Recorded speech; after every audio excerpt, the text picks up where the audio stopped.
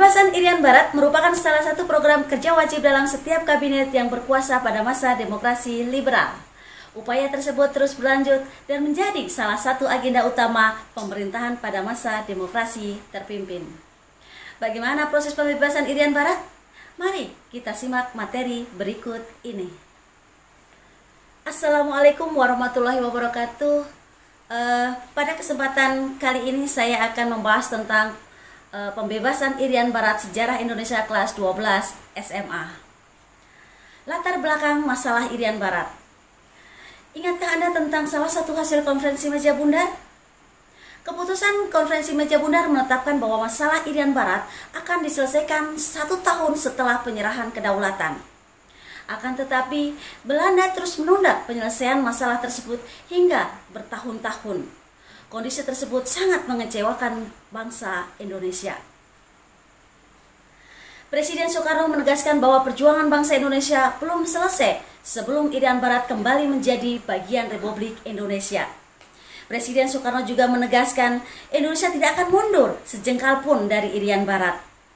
Jika Belanda melakukan kekerasan, Indonesia akan membalas dengan kekerasan pula. Selanjutnya, dalam sidang PBB tahun 1961, Subandrio menegaskan bahwa Indonesia akan melaksanakan konfrontasi di segala bidang, yaitu di bidang politik, ekonomi, maupun militer. Perjuangan pembebasan Irian Barat. Pada masa demokrasi terpimpin, upaya pembebasan Irian Barat yang dilakukan semakin intensif. Pemerintah Indonesia melakukan upaya pembebasan Irian Barat melalui 4 cara, yaitu diplomasi, konfrontasi ekonomi, konfrontasi politik, dan konfrontasi militer. Bagaimana 4 cara tersebut dilakukan oleh pemerintah Indonesia? Mari kita simak penjelasan berikut ini. Yang pertama, perjuangan diplomasi. Pada awal penyelesaian masalah Irian Barat dilakukan secara bilateral. Akan tetapi, upaya ini menemui kegagalan. Oleh karena itu, pemerintah Indonesia berupaya menyelesaikan masalah Irian Barat melalui forum internasional. Pemerintah Indonesia mengirim beberapa diplomatnya untuk memperjuangkan Irian Barat melalui forum internasional. Beberapa tokoh diplomat tersebut antara lain ada Subandrio, Mukarto, Noto Widakdo, Zairin Zain, Adam Malik, Ganis Harsono, dan juga Alek Alatas. Upaya diplomasi di tingkat internasional yang ditempuh pemerintah Indonesia antara lain melalui yang pertama, Konferensi Kolombo pada April 1955 dan Konferensi Asia Afrika April 1955. Dalam kedua konferensi tersebut, Indonesia mengajukan masalah Irian Barat dan berhasil meraih dukungan. Selain itu, pemerintah Indonesia mengajukan masalah Irian Barat ini dalam sidang umum PBB periode 1954 sampai 1957. Akan tetapi, upaya ini mengalami kegagalan karena Indonesia tidak mendapat dukungan 2/3 dari anggota sidang dalam sidang umum PBB. Cara yang kedua yaitu adalah konfrontasi politik. Upaya diplomasi pemerintah Indonesia untuk memperjuangkan Irian Barat selalu berujung kegagalan. Oleh karena itu, pemerintah menempuh konfrontasi politik. Pada tahun 1956, secara sepihak Indonesia membatalkan hasil konferensi meja bundar yang dikukuhkan dalam Undang-Undang Nomor 13 Tahun 1956. Selanjutnya, pada tanggal 17 Agustus 1956, Ali Sastro Amijoyo membentuk pemerintahan sementara di Irian Barat, yaitu di Soasiu Tidore. Tujuan pembentukan pemerintahan sementara ini adalah untuk mendeklarasikan pembentukan Provinsi Irian Barat sebagai bagian dari Republik Indonesia. Selain pembatalan hasil konferensi meja bundar, pemerintah Indonesia juga menggalang kesatuan rakyat untuk turut berjuang dalam pembebasan Irian Barat. Pada tanggal 10 Februari 1958 dibentuklah Front Pembebasan Irian Barat. Konferensi Indonesia Belanda mencapai puncaknya pada tahun 1960. Pada 17 Agustus 1960, secara resmi Indonesia memutuskan hubungan diplomatik dengan Kerajaan Belanda. Tindakan ini diikuti dengan penutupan kantor perwakilan Belanda di Indonesia dan pemanggilan Duta Besar Indonesia dari Belanda. Cara yang ketiga yang ditempuh oleh pemerintah Indonesia dalam pembebasan Irian Barat yaitu adalah melalui konfrontasi ekonomi. Selain diplomasi dan konfrontasi politik, pemerintah Indonesia juga melakukan konfrontasi ekonomi.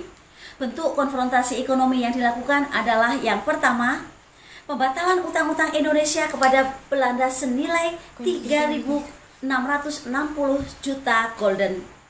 Dan yang kedua, melarang maskapai penerbangan Belanda Koninklijke Luchtvaartmaatschappij melakukan penerbangan dan pendaratan di wilayah Indonesia. Yang ketiga yaitu adalah memberhentikan semua perwakilan konsuler Belanda di Indonesia sejak 5 Desember 1957. Yang keempat yaitu adalah pemerintah Indonesia juga melakukan nasionalisasi perusahaan Belanda yang ada di Indonesia sejak Desember 1958. Dan langkah konfrontasi ekonomi yang kelima yaitu adalah pemerintah Indonesia juga memindahkan pasar komoditas Indonesia dari Rotterdam ke Bremen, Jerman. Akibat konfrontasi ekonomi tersebut, Belanda yang selama ini sebagai penyalur di pasaran Eropa mengalami atau terkena dampak secara ekonomis. Langkah yang keempat yang ditempuh oleh pemerintah Indonesia dalam rangka pembebasan Irian Barat yaitu adalah melalui konfrontasi militer.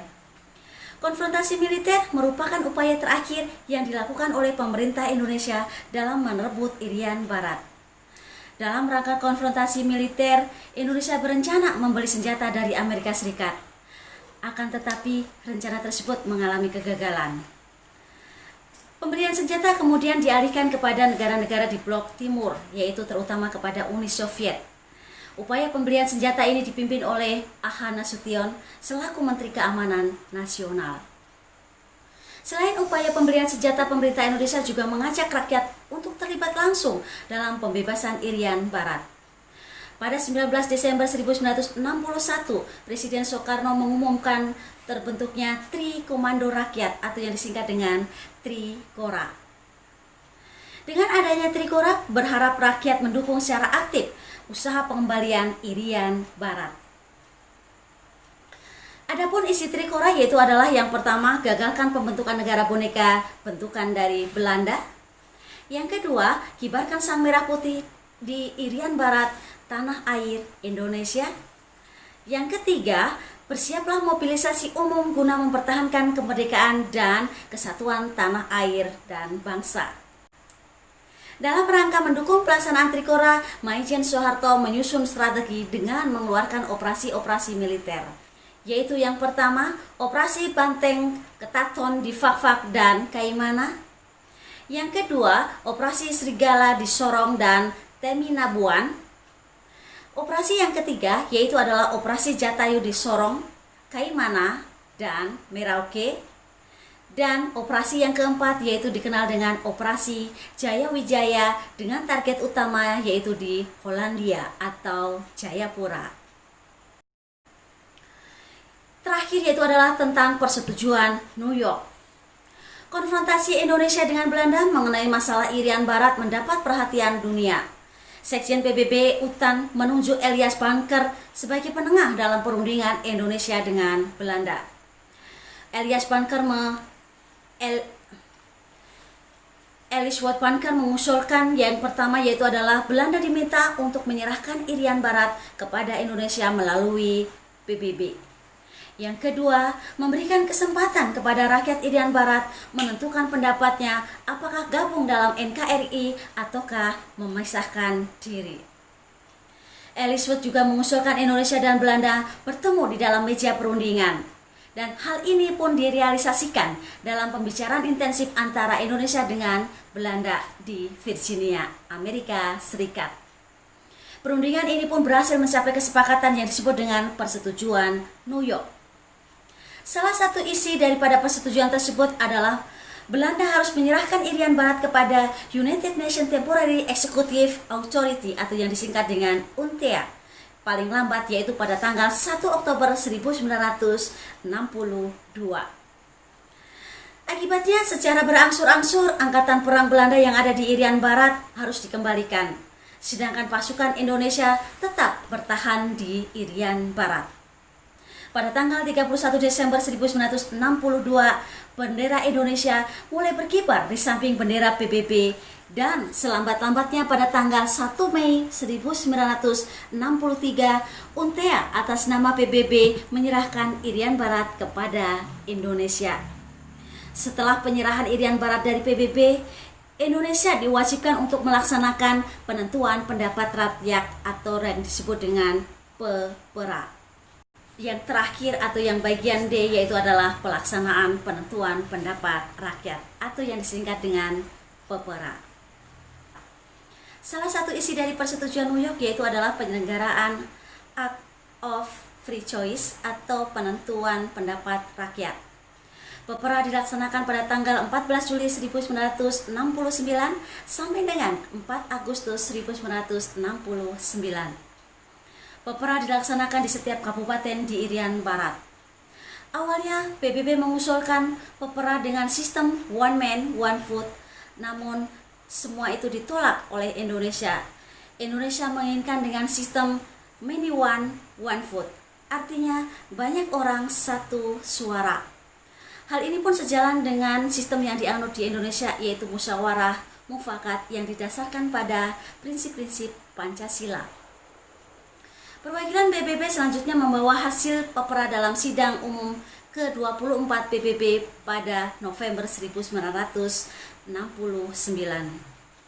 Dengan suara bulat, Dewan Musyawarah PEPRA memutuskan bahwa Irian Barat tetap merupakan bagian dari Republik Indonesia. Sidang umum PBB pada tanggal 9 November 1969 sekaligus menyetujui hasil-hasil PEPRA tersebut. Demikianlah materi tentang pembebasan Irian Barat. Semoga bermanfaat. Tetap jaga kesehatan. Jangan lupa selalu menggunakan masker apabila Anda meninggalkan rumah. Sering cuci tangan dan terus semangat belajar. Sampai jumpa di pembelajaran berikutnya. Salam Merdeka Belajar. Assalamualaikum warahmatullahi wabarakatuh.